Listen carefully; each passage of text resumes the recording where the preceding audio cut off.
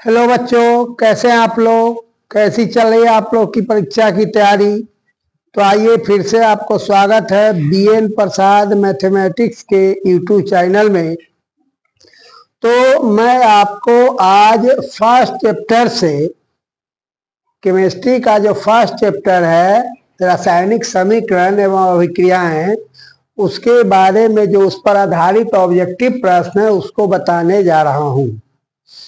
तो question number 1 है। Question number 1 क्या है? निम्न में कौन अपघटन अभिक्रिया का उदाहरण है? निम्न में से कौन क्या है? अपघटन अभिक्रिया का उदाहरण है। ऑप्शन ए में है 2KClO3, एरो के निशान 2KCl + 3O2। तो मैंने आपको 10 प्रकार के जो रासायनिक अभिक्रिया बताए हैं उसमें वियोजन या अपघटन अभिक्रिया का मैं परिभाषा आपको दिया था कि वैसी रासायनिक अभिक्रिया जिसमें कोई एक बड़े अणु टूटकर छोटे छोटे 2 अणु का निर्माण करते हैं तो उसे हम क्या कहते हैं? अपघटन अभिक्रिया या वियोजन अभिक्रिया कहते हैं। तो यह आपका ऑप्शन नंबर ए जो है बिल्कुल सही है।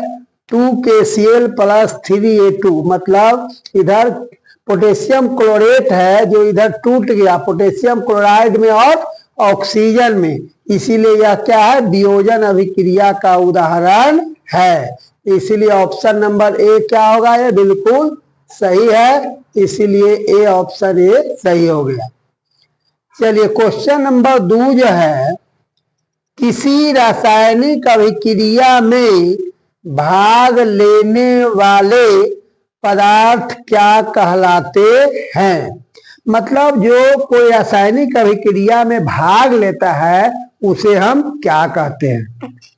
तो मैंने आपको रासायनिक समीकरण में बताया था कि वैसा पदार्थ जो रासायनिक अभिक्रिया में भाग लेती है जिसे बाएं तरफ लिखा जाता है, तो भाग लेने वाले पदार्थ को क्या कहते हैं? हम अभिकारक कहते हैं। तो ये ऑप्शन नंबर ए क्या होगा? बिल्कुल सही जवाब होगा। 2 का भी क्या हो गया? ए हो गया, मतलब अभिकारक। किसी भी रासायनिक अभिक्रिया में भाग लेने वाले पदार्थ क्या कहलाते हैं? अभिकारक कहलाते हैं, जिसको इंग्लिश में रिएक्टेंट कहा जाता है। और क्वेश्चन नंबर 3 है कि वैसी रासायनिक अभिक्रिया जिसमें उत्पाद बनने के साथ साथ ऊष्मा का भी उत्पादन होता है उसे हम कहते हैं। मतलब क्या है कि आप जानते हैं कि किसी भी रासायनिक अभिक्रिया को संपन्न कराने के लिए उसमें अभिकारक होते हैं जो अभिक्रिया के परिणाम स्वरूप उत्पाद बनाने का काम करते हैं। तो यह कहता है कि अभिक्रिया के फलस्वरूप उत्पाद तो बनता ही है, साथ ही साथ उसमें से क्या होता है? ऊष्मा का उत्सर्जन होता है, मतलब ऊष्मा निकल रही है। इसीलिए वैसी रासायनिक अभिक्रिया जिसमें ऊष्मा का उत्पादन होता है, मतलब ऊष्मा निकलता है, उसे हम क्या कहते हैं? ऊष्माक्षेपी अभिक्रिया कहते हैं। इसीलिए ऑप्शन ए में ही है ऊष्माक्षेपी अभिक्रिया, 2 में है ऊष्माशोषी, इसीलिए ऑप्शन ए ही सही है। मतलब क्वेश्चन नंबर 3 का भी जवाब क्या हुआ? ए नंबर हुआ, ऊष्माक्षेपी अभिक्रिया। क्वेश्चन नंबर 4 कहता है कि नाइट्रोजन डाइऑक्साइड के धुएं का रंग जो है कैसा होता है? तो कहने का मतलब सभी पदार्थ को अलग अलग, आप एक एक पदार्थ को जलाएंगे तो उसका ज्वाला का जो रंग होगा, धुआं का जो रंग होगा, अलग अलग होता है। तो यहाँ नाइट्रोजन डाइऑक्साइड के धुएं का जो रंग होगा जलाने के बाद, वो कैसा होता है, भूरे कलर का होता है। इसीलिए ऑप्शन नंबर सी इसका बिल्कुल सही जवाब है। अब आइए क्वेश्चन नंबर 5 कहता है कि श्वसन अभिक्रिया है, मतलब श्वसन अभिक्रिया क्या है। उष्माशोषी अभिक्रिया है, या उष्माक्षेपी अभिक्रिया है, या संयोजन अभिक्रिया है, या अपचयन अभिक्रिया है। तो इस सबों में से श्वसन अभिक्रिया जो है क्या है कि उष्माशोषी अभिक्रिया नहीं है, बल्कि क्या है, उष्माक्षेपी अभिक्रिया है। श्वसन अभिक्रिया क्या है, उष्माक्षेपी अभिक्रिया है। इसीलिए ऑप्शन नंबर बी क्या है, बिल्कुल सही जवाब है। अब क्या है आपको क्वेश्चन नंबर 6। क्वेश्चन नंबर 6 जो आपको कह रहा है कि CuO cupric oxide plus H2 hydrogen अभिक्रिया के बाद आपको कॉपर बनता है, प्लस में जल बनता है H2O। किस प्रकार की अभिक्रिया है, मतलब ये जो अभिक्रिया दी गई है एग्जाम्पल में, वह किस प्रकार की अभिक्रिया है, ये आपको बताना है। तो ऑप्शन नंबर ए कहता है अपचयन। क्या है, अपचयन।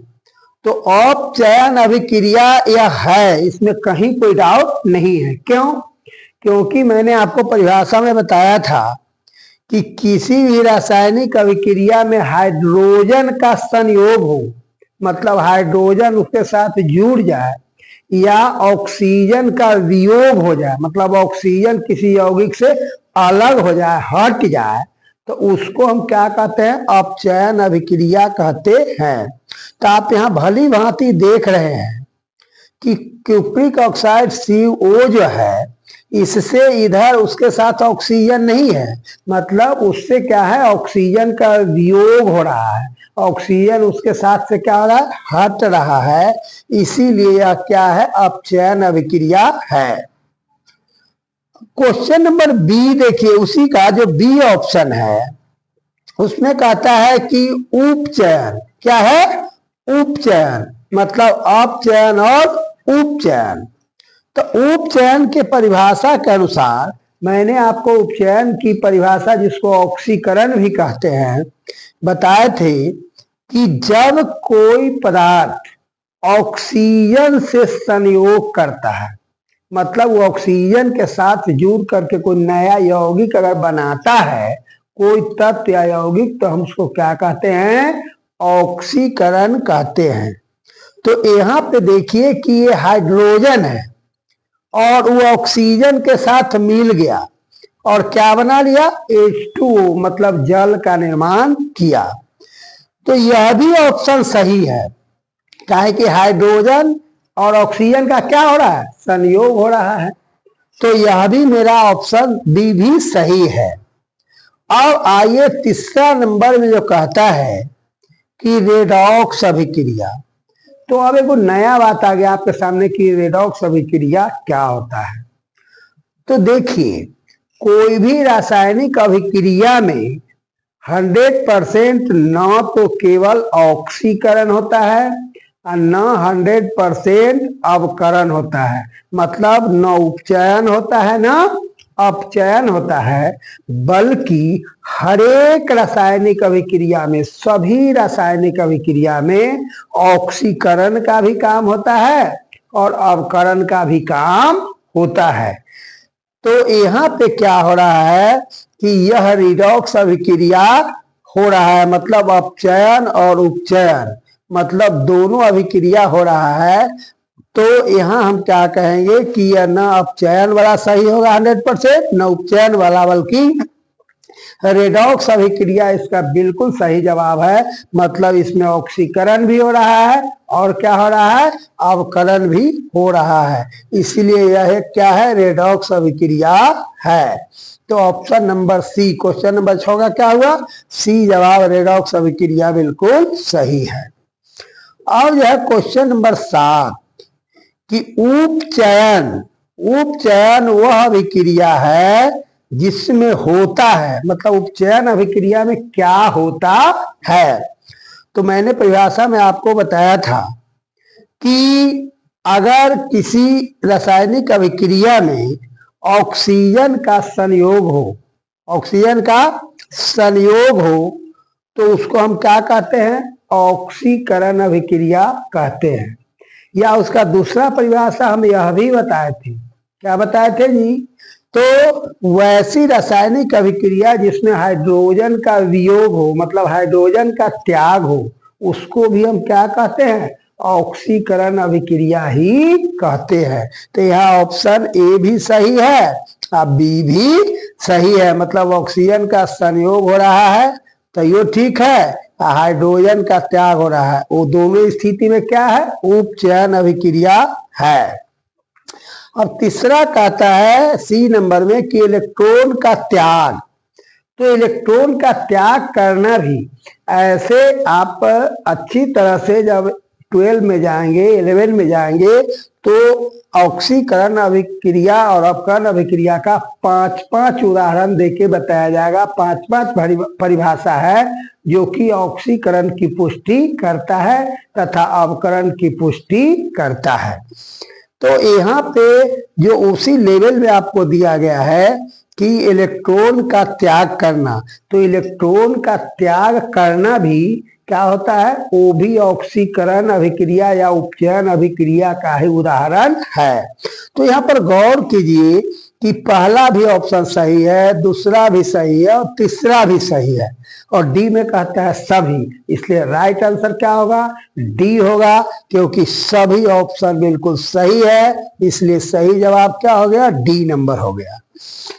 अब आइए तो देखिए, सबसे पहले आप घबराइए नहीं, क्वेश्चन को चारों ऑप्शन को जब तक सही ढंग से पढ़े नहीं तब तक घबरा करके जवाब देने का काम नहीं कीजिए, नहीं तो जानते हुए भी आपको पश्चाताप करने के अलावा कोई रास्ता नहीं रहेगा। आप पश्चाताप करेंगे, ओह हम इसका आंसर जानते थे, अब भूल से ऐसे मैंने कर दिया। इसलिए चारों ऑप्शन को ठीक से पढ़िए, समझिए और तब जा करके चुन करके जवाब देने का शांति पूर्वक ढंग से, तब शांति ढंग से जवाब दीजिए, तब आप अच्छा कर पाएंगे, 100/100 नंबर ला सकते हैं।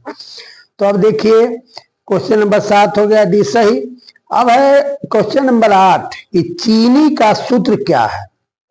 तो चीनी का सूत्र बिल्कुल इजी है, चीनी का सूत्र तो ऑप्शन नंबर ए है कि C12H22O11, मतलब C12H22 और O11। तो देखिए यहाँ बिल्कुल जो है यही सूत्र है चीनी का। कौन? C12H22O11 किसका सूत्र है? चीनी का सूत्र है। बी नंबर देखिए थोड़ा आगे बढ़ के कि ये ग्लूकोज का सूत्र है। क्या है? ग्लूकोज का सूत्र है C6H12O6। ये क्या है? ग्लूकोज का सूत्र है। सी ऑप्शन कहता है एसिटिक अम्ल, जिसको एथेनोइक अम्ल भी कहा जाता है। क्यों जी? क्योंकि इसमें COOH समूह, मतलब किसका क्रियात्मक समूह? कार्बोक्सिलिक अम्ल का क्रियात्मक समूह जुड़ा हुआ है, इसीलिए एथेनोइक अम्ल। एथेनोइक क्यों कहेंगे?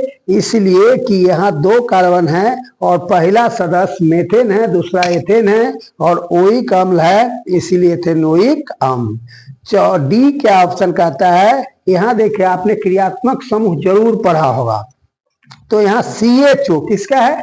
एल्डिहाइड का क्रियात्मक समूह है, इसीलिए यह क्या हो गया? एसिटल्डिहाइड या एथेनल्डिहाइड भी हम इसको कहते हैं। तो इस प्रकार से चारों का नाम अलग अलग है, लेकिन चीनी का सूत्र क्या हुआ? बिल्कुल सही जवाब मेरा हुआ ए ऑप्शन, मतलब C12H22 और O11।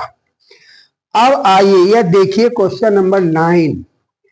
तो यहाँ पर देखिए अगर चारों ऑप्शन में 4 चीज डिनोट करता है तो आप एक ऑब्जेक्टिव से 4-4 क्वेश्चन का जवाब दे सकते हैं। कैसे दे सकते हैं? इसी में कह दे कि आपको एथेनल्डिहाइड का सूत्र क्या है, तो डी नंबर ऑप्शन सही हो जाएगा। अगर आपको कहे कि ग्लूकोज का सूत्र क्या होता है, तो ऑप्शन नंबर बी सही हो जाएगा। अगर कहे कि आपको एथेनोइक अम्ल का सूत्र क्या होता है, चाहे एसिटिक अम्ल जो सिरका में पाया जाता है उसका क्या सूत्र होता है, तो ऑप्शन नंबर सी हो जाएगा। तो एक क्वेश्चन से 4-4 क्वेश्चन का जवाब आप दे सकते हैं। मैंने टोटल आपको 16 क्वेश्चन बताया है, जिसमें 16 से आप 1600 क्वेश्चन का जवाब दे सकते हैं।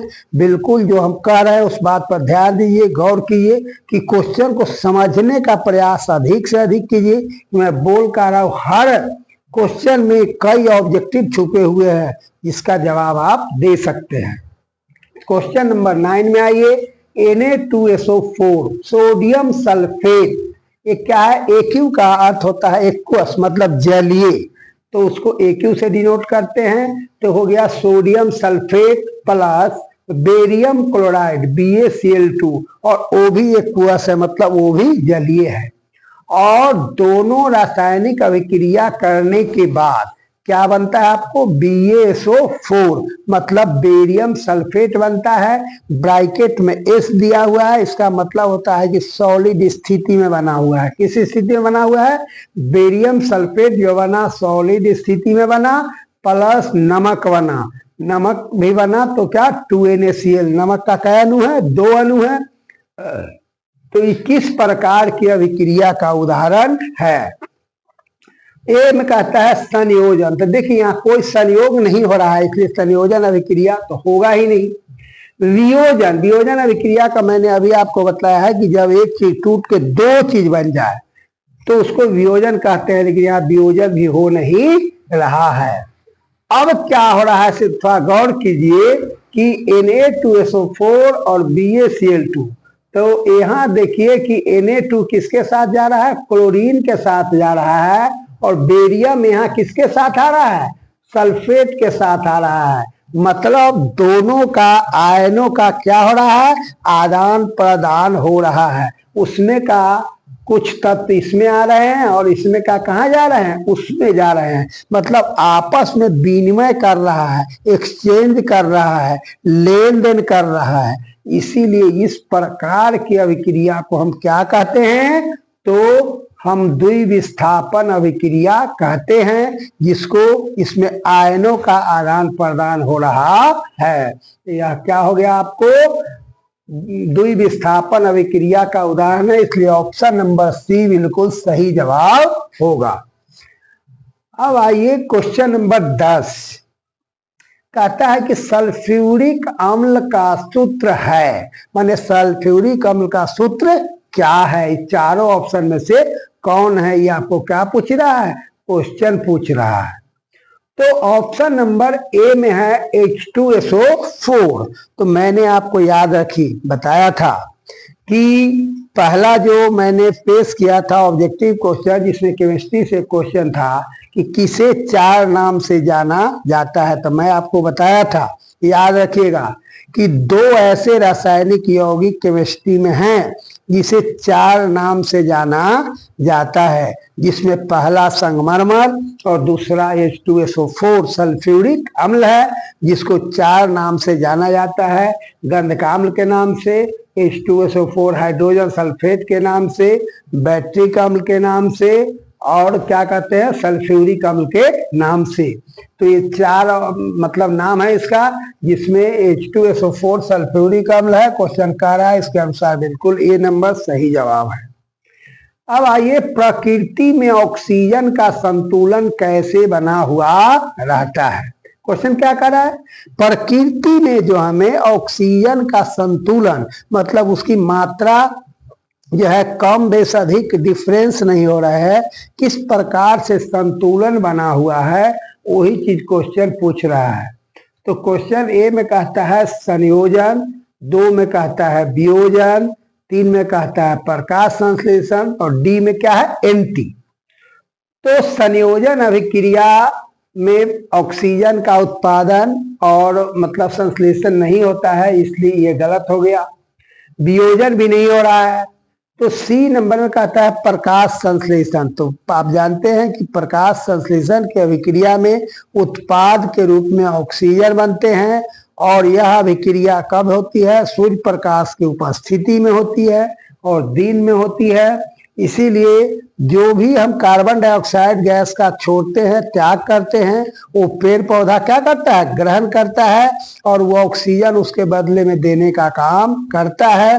तो इस प्रकार से क्या होता है आपको कि ऑक्सीजन का संतुलन प्रकृति में बना हुआ रहता है। किस अभिक्रिया के द्वारा?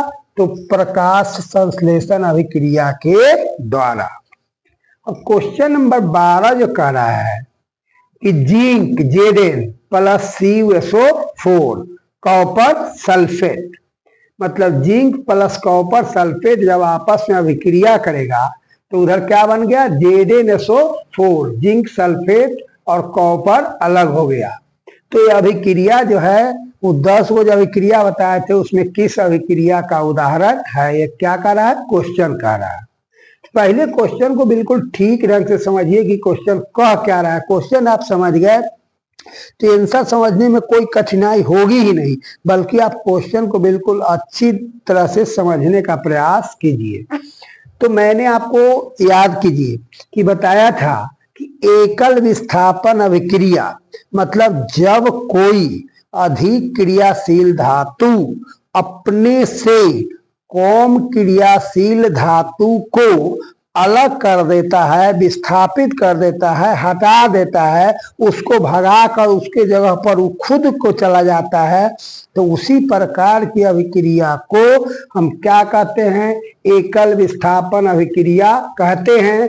इसीलिए एक में कहता है संयोजन अभिक्रिया, है गलत हो गया, वियोजन अभिक्रिया यह भी गलत है। ऑप्शन सी क्या कहता है, एकल विस्थापन अभिक्रिया, it is your right answer. इसलिए बिल्कुल सही जवाब क्या हुआ, सी नंबर हुआ। इसलिए एकल विस्थापन अभिक्रिया बिल्कुल क्या है, सही जवाब है।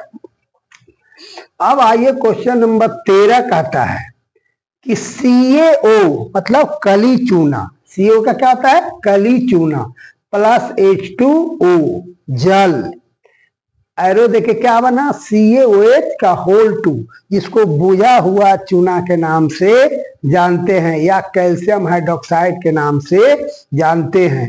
तो किस प्रकार की अभिक्रिया का उदाहरण है, मतलब जो भी आप क्वेश्चन देख रहे हैं सारा का सारा जो अभिक्रिया से ही रिलेटेड है। इसीलिए मैंने आपको 10 रिएक्शन जो बता दिया है उसको आप अच्छी तरह से याद कर लेते हैं तो कोई भी क्वेश्चन का जवाब आप आंख मूंद के दे सकते हैं, उसमें कहीं कोई डाउट नहीं है। एकदम विश्वास के साथ आप पढ़िए और मेरे साथ बने रहिए कि आपको अच्छा से अच्छा अंक आने की बिल्कुल गारंटी है कि आप बहुत ही अच्छा नंबर लाएंगे, इसमें कहीं कोई डाउट नहीं है। तो इसमें क्या है, CaO कली चूना प्लस H2O जल, क्या बना, CaOH होल 2। यहाँ देखिए आप, मतलब क्या होता है कि यहाँ CaO और H2O दोनों यहाँ दो जगह है, कहाँ, बाएं तरफ जो है अभिकारक 2 है और दाहिने तरफ देखिए दोनों मिलके एक हो गया, बूझा चूना। तो जब यहाँ क्या हो रहा है, संयोग हो रहा है, दो आपस में जुड़ करके क्या एक यौगिक के रूप में बदल गए हैं। यहाँ 2 है यौगिक और उधर क्या है, एक हो गए। तो 2 मिलके जब एक हो जाता है तो उसी को हम क्या कहते हैं, संयोजन अभिक्रिया कहते हैं। तो यह किस प्रकार की अभिक्रिया का उदाहरण हो गया, तो संयोजन अभिक्रिया का उदाहरण है। इसीलिए it is your right answer, A हो गया, क्या है, संयोजन अभिक्रिया। अब क्वेश्चन नंबर 14 कहता है कि अमोनिया के एक अणु में हाइड्रोजन और नाइट्रोजन के परमाणुओं का अनुपात क्या होगा। तो आप जानते हैं कि अमोनिया जो होता है उसका सूत्र क्या होता है, NH3। अमोनिया का सूत्र क्या होता है, NH3 होता है। तो NH3, जरा गौर कीजिए, इसमें N के परमाणु मतलब नाइट्रोजन के परमाणु कितना है, 1 है, और हाइड्रोजन के कितने परमाणु है, 3 है। और क्वेश्चन क्या पूछ रहा है से समझिए, क्वेश्चन समझिए केवल कि अमोनिया के एक अणु मतलब NH3 में हाइड्रोजन और नाइट्रोजन, माने हाइड्रोजन पहले और नाइट्रोजन बाद में, तो हाइड्रोजन और नाइट्रोजन के परमाणुओं का अनुपात पूछ रहा है। इसलिए हाइड्रोजन इसमें 3 है और नाइट्रोजन 1 है।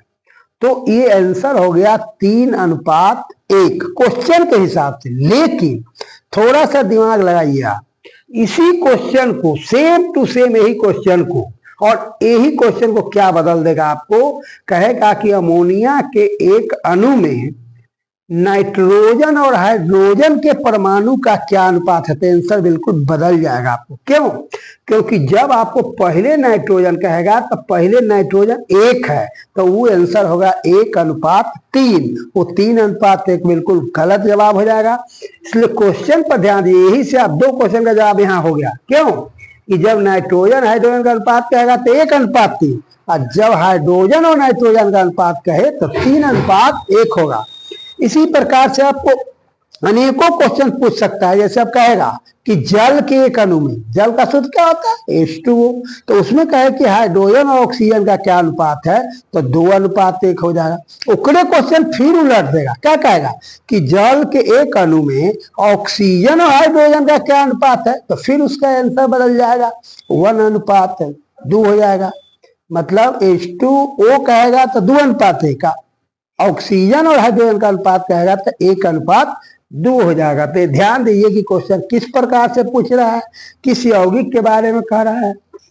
क्वेश्चन नंबर 15 कहता है निम्न में कौन समीकरण संतुलित है। देखिए गौर कीजिए, बहुत बार बार क्वेश्चन पूछा जा सकता है। इसमें क्या है कि रासायनिक अभिक्रिया कोई भी हो, जरूरी नहीं कि हम जो एग्जाम्पल में दिए हैं यही अभिक्रिया वहां क्वेश्चन में आपको दिया रहे, कोई जरूरी नहीं है। मैंने पहले ही बता दिया है कि 10 प्रकार के जो मैंने रासायनिक अभिक्रिया बताया है, कोई जरूरी नहीं है कि वही एग्जाम्पल देके दूसरा भी आपको किताब में, चाहे वहां जो क्वेश्चन बोर्ड में पूछा जाएगा वही एग्जाम्पल दिया, ऐसा कोई जरूरी नहीं है। खाली आप दिमाग में परिभाषा को लाइए कि परिभाषा क्या कह रहा है, वो कंडीशन पूरा हो रहा है कि नहीं हो रहा है। तो यहाँ पे कहता है निम्न में कौन समीकरण संतुलित है। तो सबसे पहले आपको संतुलित वाला या असंतुलित वाला क्वेश्चन पूछे तो दिमाग में आप ये देखिए, सबसे पहले देखिए कि अभिकारक यानी तीर के बाएं तरफ और दाहिने तरफ जो जो तत्व भाग लिए हैं उसके परमाणुओं की संख्या दोनों तरफ बराबर है या नहीं।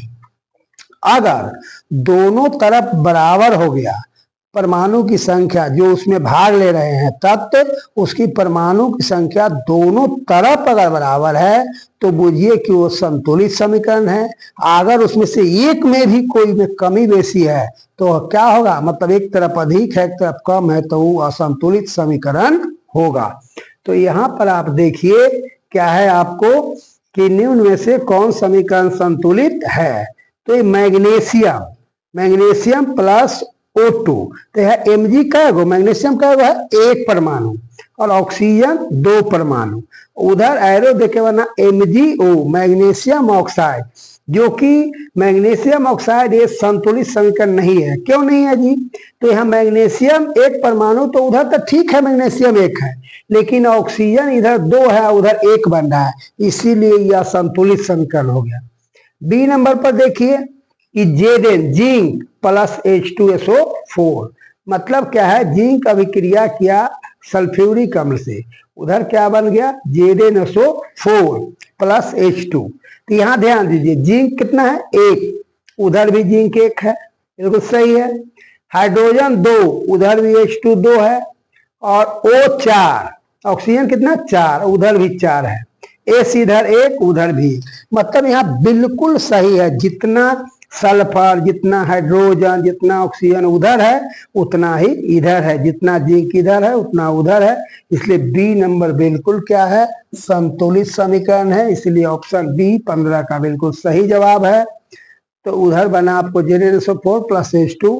सी ऑप्शन में कहता है Fe प्लस Cl2। क्यों नहीं हुआ ये भी समझ लीजिए। इधर फेरस 1 और इधर फेरस कितना है 1, फेरस तो ठीक है, लेकिन क्लोरीन के 2 परमाणु उधर 3 परमाणु, इसलिए क्या है वो असंतुलित हो गया, गलत है। असंतुलित समीकरण का एग्जाम्पल है, कहता है संतुलित का, तो संतुलित नहीं के क्या हो गया, असंतुलित हो गया, DNT है जो कि होगा ही नहीं। तो इस प्रकार से अब आइए क्वेश्चन नंबर 16। वैसी रासायनिक अभिक्रिया जिसमें आयनों का आदान प्रदान या विनिमय होता है उसे क्या कहते हैं। तो मैंने अभी परिभाषा में तुरंत ही बतलाया है कि जब आयनों का आदान प्रदान हो, मतलब एक आयन दूसरे के साथ चला जाए, दूसरा उसमें चला जाए, आयनों का आदान प्रदान हो, तो उसे हम द्विविस्थापन अभिक्रिया कहते हैं। लेकिन थोड़ा सा और ऑप्शन में आगे बढ़िए। ऑप्शन नंबर 1 तो बिल्कुल सही है कि द्विविस्थापन अभिक्रिया, लेकिन बी में क्या कर रहा है वो भी ऑप्शन। इसलिए मैंने कहा था बार बार आपको कि चारों ऑप्शन जब तक नहीं देखिए तब तक हड़बड़ा करके टिक लगाने का काम नहीं कीजिए, जवाब देने का काम नहीं कीजिएगा, नहीं तो आप क्या होगा, धोखा खाइएगा। तो क्या है यहाँ, उभय विस्थापन अभिक्रिया। तो उभय विस्थापन अभिक्रिया भी सही है, मतलब दोनों एक ही नाम है, नाम दो है लेकिन चीज क्या है, एक ही है। आयनों को विस्थापन को हम दो विस्थापन अभिक्रिया भी कह सकते हैं या उभय विस्थापन अभिक्रिया भी कह सकते हैं। इसलिए ऑप्शन नंबर सी को देखिए, उसमें कहता है दोनों ए तथा बी, इसलिए राइट आंसर क्या हो गया, सी नंबर हो गया। इसलिए ऑप्शन नंबर सी इसका बिल्कुल सही जवाब है। तो देखिए, तो अब क्वेश्चन नंबर 17, क्वेश्चन नंबर 17 में क्या कहता है, निम्न में से कौन ऑक्सीकरण नहीं है। तो पहला ऑप्शन है श्वसन, दूसरा है दहन, भोजन का पचना, डी है अवक्षेपण। तो ये तीनों जो है ऑक्सीकरण है, और क्या है, अवक्षेपण नहीं होगा। इसलिए आंसर क्या होगा, डी नंबर बिल्कुल सही जवाब। क्वेश्चन 18 कहता है, निम्न में से किस धातु का विस्थापन उसके लवण से लोहा के द्वारा होता है।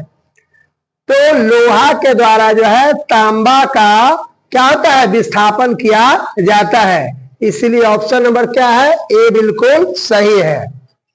क्वेश्चन नंबर 19 कहता है, सिल्वर आयोडाइड का रंग कैसा होता है। मतलब सिल्वर आयोडाइड AgI का रंग जो है कैसा होता है, तो इसका रंग क्या होता है, पीला होता है। 20 नंबर क्वेश्चन कहता है, जब मैग्नीशियम के फीते को जलाया जाता है तो उत्पन्न आग के ज्वाला का रंग कैसा होता है। तो ये जो होता है ज्वाला का रंग चमकीला और उजला होता है। कैसा होता है, चमकीला और उजला, चमकीला और उजला। उसके बाद क्वेश्चन नंबर 21 कहता है, CO2 कार्बन डाइऑक्साइड के एक अणु में कार्बन तथा ऑक्सीजन के परमाणुओं का अनुपात क्या होता है। तो कार्बन डाइऑक्साइड का सूत्र क्या होता है, CO2। तो CO2 में देख रहे हैं आप कि कार्बन के एक परमाणु और ऑक्सीजन के 2 परमाणु है, इसीलिए उसका अनुपात क्या हो जाएगा, 1:2, यानी ऑप्शन नंबर बी बिल्कुल सही होगा। अगर इसी को उलट करके आपको क्वेश्चन कह दे कि ऑक्सीजन और कार्बन का क्या अनुपात होगा, तो ए नंबर वाला सही हो जाएगा। तो ध्यान दीजिए क्वेश्चन पर कि पूछ क्या रहा है। क्वेश्चन नंबर 22 पे है, जिप्सम का रासायनिक सूत्र क्या होता है। तो जिप्सम का रासायनिक सूत्र क्या है, ए ऑप्शन में है CaSO4.12H2O, जो कि प्लास्टर ऑफ पेरिस का सूत्र है, इसलिए गलत हो गया। बी नंबर में है CaCO3, कौन सी है, संगमरमर है, ये भी गलत हो गया। सी नंबर कहता है CaSO4.2H2O, यही जो है जिप्सम का सही सूत्र होता है, इसलिए ऑप्शन नंबर सी सही है। और डी का है NT। क्वेश्चन नंबर 23 कहता है, धोबिया सोडा या वॉशिंग सोडा का रासायनिक सूत्र क्या होता है। तो धोबिया, ये देखिए Na2CO3 सोडियम कार्बोनेट, या धोबिया सोडा का सूत्र नहीं है, इसलिए गलत हो गया। दूसरा है Na2CO3.10H2, यही इसका सही जवाब है। मतलब वॉशिंग सोडा का सूत्र क्या हुआ, Na2CO3.10H2O। सी नंबर में कहता है NaCO3, जो कि सोडियम बाइकार्बोनेट है, इसको खाने का सोडा कहते हैं, उसका सूत्र है DNT है। क्वेश्चन नंबर 24 कहता है, निम्न में कौन समीकरण संतुलित नहीं है। तो मैंने आपको परिभाषा से बताया था कि समीकरण संतुलित वह होता है जब दोनों तरफ, मतलब एरो के दोनों तरफ परमाणुओं की संख्या अगर समान होती है तो उसे संतुलित, और समान नहीं होता है तो उसे क्या कहते हैं, असंतुलित समीकरण कहते हैं। तो 2H2 + O2 में ध्यान दीजिए, यहाँ 4 गो हाइड्रोजन है, ऑक्सीजन 2 है, और दाहिने तरफ देखिए कि 2 दूनी 4, ये भी हाइड्रोजन 4 है, ऑक्सीजन भी 2 है, इसलिए क्या है, बिल्कुल संतुलित समीकरण है। इसमें क्या कहता है 2KClO3, और उधर बना 2KCl + 3O2। तो यहाँ पोटेशियम 2 है तो इधर भी 2 है, क्लोरीन इधर 2 है तो उधर भी 2 है, और ऑक्सीजन 3 दूनी 6 तो उधर भी 3 दूनी 6, मैंने ये भी बिल्कुल संतुलित समीकरण है। आपको क्या करा है, संतुलित नहीं है, तो 2 तो संतुलित हो गया। तीसरा देखिए H2 प्लस Cl2 2HCl, यह भी संतुलित है। क्यों कि यहाँ भी H2 है, यहाँ भी 2 है, इधर भी क्लोरीन 2 है, इधर भी 2 है, ये भी संतुलित, इसलिए ऑप्शन नंबर क्या है, डी बिल्कुल सही जवाब होगा। तो आप सभी ऑप्शन को देखें, ध्यान से देखें कि कौन आंसर सही और गलत है। 25 नंबर कहता है यूरिया का रासायनिक सूत्र क्या है। तो ए में है CO प्लस H2 जो कि वाटर गैस या जल गैस का सूत्र है। बी नंबर में है NH2CO बॉन्ड NH2, तो यह यूरिया का बिल्कुल सही सूत्र है। लेकिन आप आगे भी देखिए ऑप्शन क्या कहता है। तो क्वेश्चन नंबर सी में है CONH2 का होल 2, तो ये भी दोनों यूरिया का ही सूत्र है, इसीलिए बी भी सही है और सी भी सही है। और हरवादी में आप क्या कीजिएगा कि यूरिया का सूत्र देखिएगा कि सही है और निशान लगा के चलाइएगा, तो क्या होगा, आपका गलत होगा। इसलिए सभी ऑप्शन को आपको धैर्य पूर्वक देखना है, तभी जवाब देना है। तो बी और सी दोनों सही है। तो डी में क्या कहता है, बी तथा सी, इसलिए ऑप्शन नंबर डी बिल्कुल सही होगा। अब आइए क्वेश्चन नंबर 26, एथिल एल्कोहल का रासायनिक सूत्र क्या होता है, जिसे एथेनॉल भी कहा जाता है। तो पहला है CH3OH मेथिल एल्कोहल, तो ये आपको एथिल एल्कोहल का सूत्र ही हुआ है, गलत हो गया। बी में है C3H7 बॉन्ड CHO, ये हो गया ब्यूटेनल डिहाइड, क्योंकि CHO एल्डिहाइड का क्रियात्मक समूह है और कार्बन की संख्या यहाँ 4 है, इसलिए ब्यूटेनल डिहाइड। सी कहता है C2H5 बॉन्ड OH, यही जो है आपको एथिल अल्कोहल का सही सूत्र है या एथेनॉल कहा जाता है, इसलिए ऑप्शन नंबर सी क्या है, बिल्कुल सही है। डी में क्या आता है, ये फॉर्मिक अम्ल का सूत्र है। अब ये क्वेश्चन नंबर 27 कहता है कि एसिटिक अम्ल या एथेनोइक अम्ल का सूत्र क्या है। तो पहला देखिए C2H5 बॉन्ड COOH, इसमें कार्बन की संख्या 3 हो गया, इसलिए ये प्रोपेनोइक अम्ल हुआ। बी नंबर क्या है, ये फॉर्मल्डिहाइड का सूत्र है, इसके फॉर्मल्डिहाइड है, ये गलत हो गया। सी नंबर कहता है CH3 बॉन्ड COOH, एसिटिक अम्ल या एथेनोइक अम्ल का सूत्र यही है, इसलिए ऑप्शन नंबर सी क्या है, बिल्कुल सही है। डी में क्या है, यह ऑक्जेलिक अम्ल का सूत्र है COOH। अब कहता है क्वेश्चन नंबर 28 की मधुमक्खी या लाल चींटी के डंक में पाया जाने वाला अम्ल कौन है। तो इसमें देखिए पहला ऑप्शन जो ए है उसमें कहता है H बॉन्ड COOH जो कि फॉर्मिक अम्ल है। तो फॉर्मिक अम्ल ही पाया जाता है जिसे मेथेनोइक अम्ल भी कहते हैं। तो क्या है, ऑप्शन नंबर ए बिल्कुल सही है। बी में कहता है ये एस्टिक अम्ल है, तो एस्टिक अम्ल नहीं होगा। ये एस्टिक अम्ल किसमें पाया जाता है, सिरका में पाया जाता है। और उसके बाद है ब्यूटेनोइक अम्ल है, उसके बाद एंटी है, इसलिए क्वेश्चन नंबर 28 का क्या है, ये बिल्कुल सही है। तो आप देखते रहिए BN प्रसाद मैथमेटिक्स का YouTube चैनल और लाभ लेते रहिए। चैनल को सब्सक्राइब करें और वीडियो को लाइक करें। जय हिंद, जय भारत।